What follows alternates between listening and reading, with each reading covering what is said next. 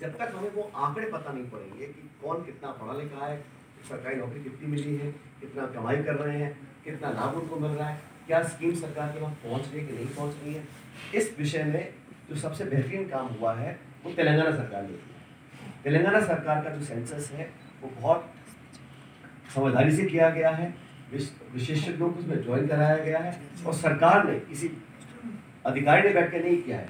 उन्होंने एनजीओ से private participation कराया है, टेक्निकल लोगों को जोड़ा और एक बहुत विस्तृत जानकारी प्राप्त करने के लिए सेंसस किया है।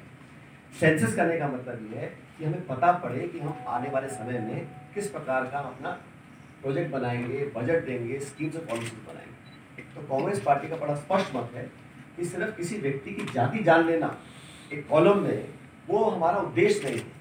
उद्देश्य ये है कि कैसे समाज का वो तबका जो पिछड़ा रहा आर्थिक रूप से, शैक्षिक रूप से, उन लोगों को मुख्य धारा में लाने के लिए हम लोग क्या कर सकते हैं।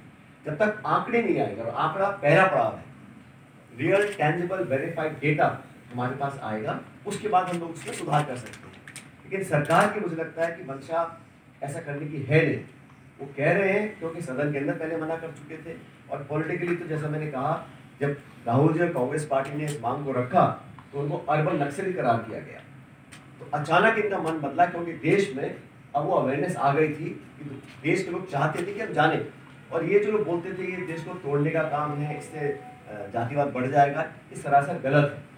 मैं फिर दोहराना चाहता हूँ, तेलंगाना सरकार ने जो सेंसस किया है उसका जो ऑब्जेक्टिव है वो सिर्फ किसी की जाति पूछना नहीं है, वो किन हालात में रह रहे हैं, उनकी बच्चे क्या पढ़ रहे हैं, क्या वो खाते हैं, कैसे वो रहते हैं और क्या उनको आगे मदद करने के लिए हम कर सकते हैं। मोटा मोटा ये हमारा उद्देश्य है।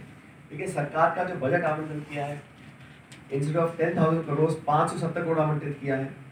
नोटिफिकेशन में जो कमी आपको मैंने पहले बता दी है, और ये जो डिले कर रहे हैं कोई वजह नहीं है कि इसको आपने आज अनाउंस किया, और ठीक यही काम उन्होंने किया महिला आरक्षण को लेकर भी। इतना लंबी समय सीमा बांध दी है कि वो कब पूरा होगा कोई जानता नहीं।